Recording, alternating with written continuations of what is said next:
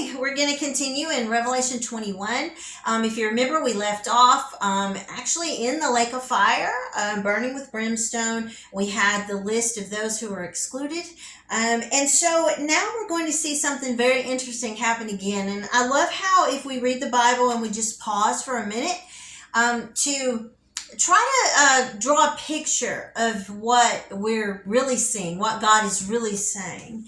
And I love how there are these transitions made in the book of Revelation from something that's absolutely horrendously terrible back into something good. And then there'll be verses on, the good. And then sometimes we'll transition back into what's really horrendous again. And then we'll transition back. And I love how, to me, what that shows is that even in inspiring the books of the Bible, the prophecy that John would have been, the revelation that he would have been being given, has many parts that are just an absolute nightmare.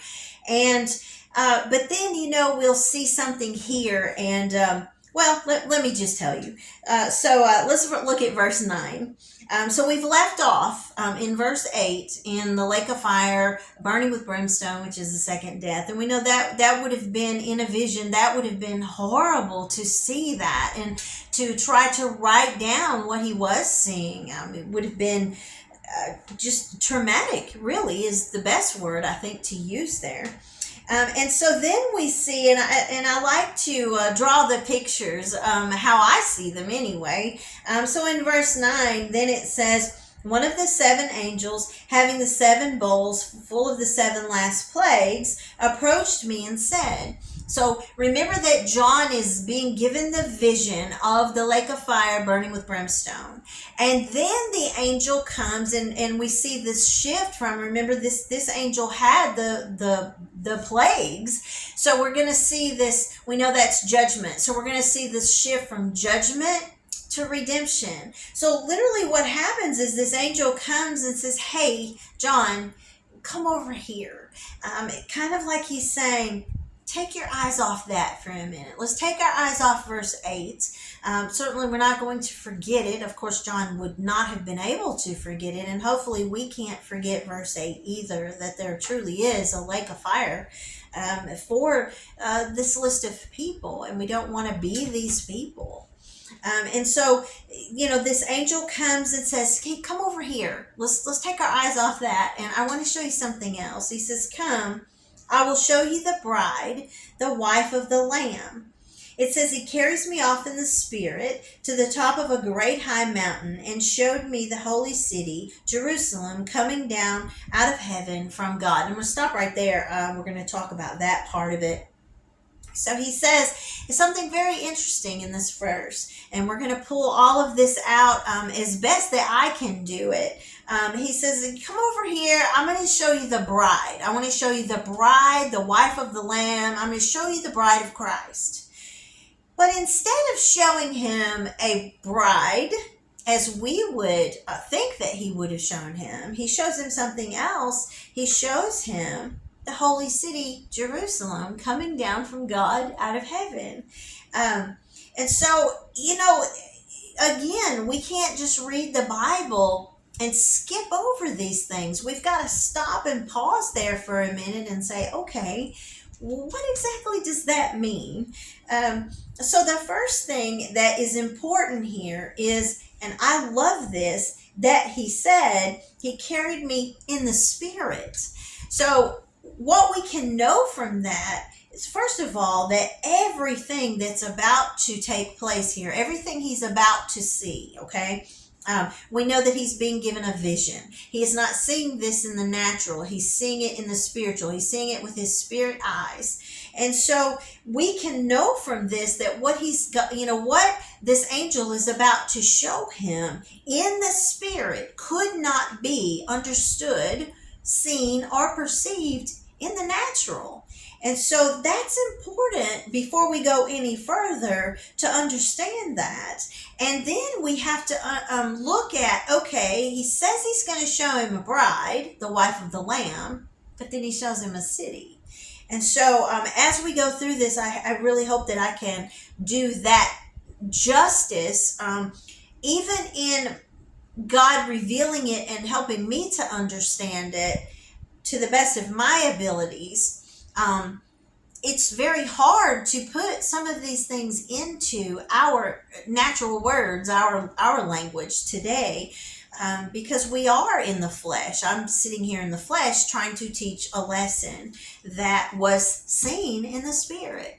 So, I'm not going to be able to truly show you any more than John could.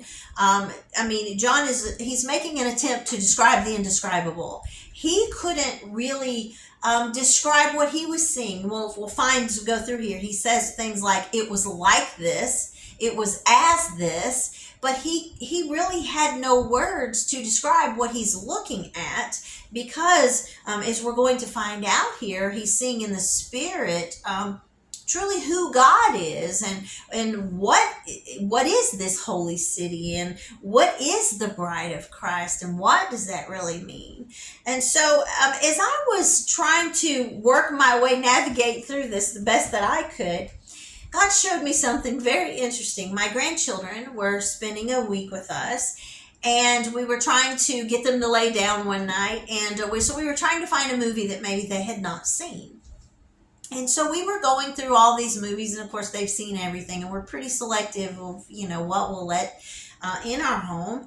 And it just came to me, Charlotte's Web.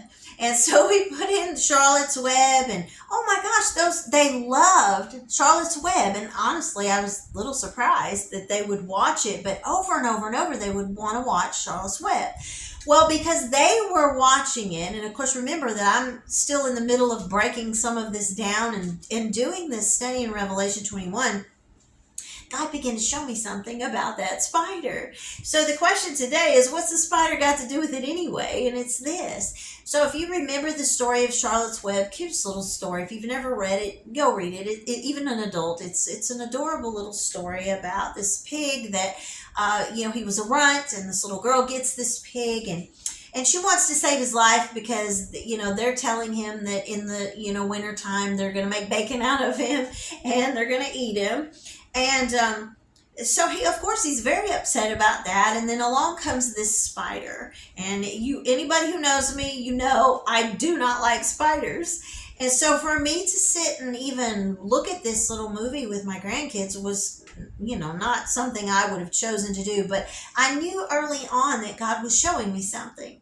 In the story, the spider, her name is Charlotte, she gets this idea to save Wilbur the pig. And what she does is she takes her web, she spins a web, and she will spin, she's a writing spider, she will write words in the web. And she does that, and then he stands under the web, and then all the people from all over come, and it's just, it's a big deal that this spider has written this word about this pig, and by the words in the web, she's drawing a picture over the pig who's standing under the words of what he is. And those words were radiant, humble, and terrific. And so I started to understand that that's what John is doing here. He's literally putting the words, he sees something. Charlotte, the spider, saw something in Wilbur that the people could not see. And so John is seeing something that we're not seeing. He's being given this vision, this revelation, and he's seeing it, and he's putting words over it to describe it for us so we can, understand what he's looking at here. And so with that, I began to look at this in Revelation very differently, because I guess I'd never really thought about or noticed how often he says things like, as this, or like this. And so what he's doing, he's making his best attempt. God is getting us as close as he possibly can, that our human minds can comprehend what's being written here and what John was seeing. Because, there are just no words for some of the things that God does and has, especially in his kingdom. There are no human words. And so Then we go on, and then we have our first clue of that. And that is the next verse that says, it had the Shekinah of God. It had the glory of God, so that its brilliance was like that of a priceless jewel, like a crystal clear diamond. So I want to go all the way back to that first word, Shekinah. The reason John had to be taken in the spirit is because in the flesh, we know that no man has ever seen God's face. No man can stand that close to God's holy presence without dying, because we are not holy. We are not holy enough to be in his presence in that way. And so that's our first clue why John would have had to have been taken like this in the spirit to be given this vision. And now in this vision, he is literally seeing the glory presence of God. Think of that, of almighty, all powerful, all seeing, supreme, divine, holy, all holy, perfect God.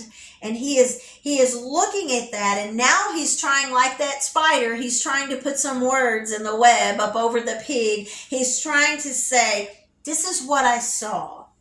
Its brilliance was like a priceless jewel, like a crystal clear diamond.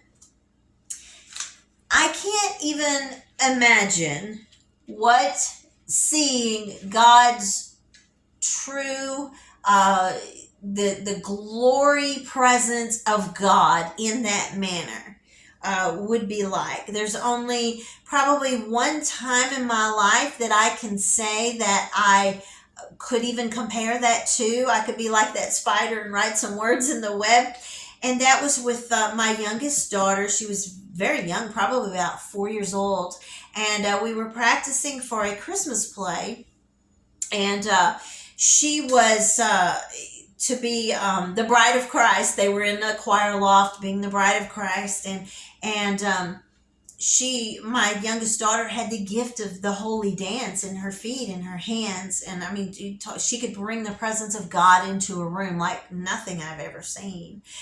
And as she was there in this choir loft, and we were playing the song that went with the scene, and we have, God on his throne, and it was just a beautiful scene. And it almost seemed as if just it was almost like she just started to shine. She was worshiping, truly worshiping, not as an actor in a play, but truly worshiping as such a young child. And I remember several of us standing back there just in awe of that, and thinking that, wow, the presence of God, the glory of God is there. And not that he was saying she was so important or special. Of course, she's my daughter. I love her very much. But when it was God's presence and God's glory there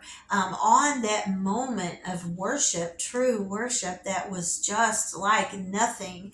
And even with my words now, I cannot describe what we saw. And that's what John is trying to do here. He's trying to describe the magnificent Shekinah glory and presence of God in the best way that he knows how. And so what he tells us is that it's brilliant. Not only is it brilliant, it's brilliant like a precious jewel. Not only is it like a precious jewel, well, it's like a crystal clear diamond. So if we think of what is he saying? He's saying that the radiance, remember that the spider wrote radiant above the pig.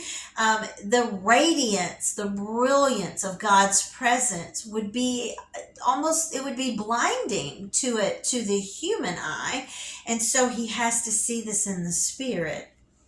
And so I think that is really an important thing for us to focus in on there, is that as he's describing remember, the angel says, "Come, I'm going to show you the bride." And so he starts showing him the holy city coming down, and we're going to, in the next lesson, we're going to start breaking that down. Why did he show him a city?